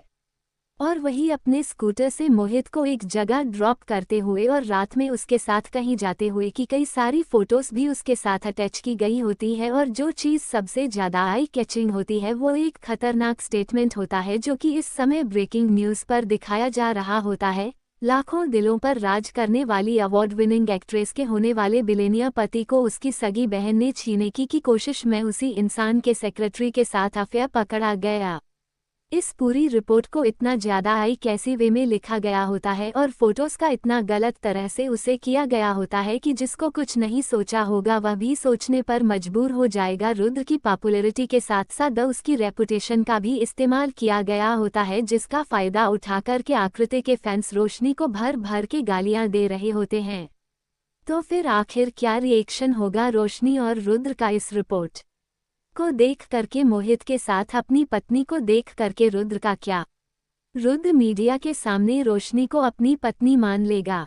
हाय guys, this story is uploaded by Sam Pok story. Comment for more episodes.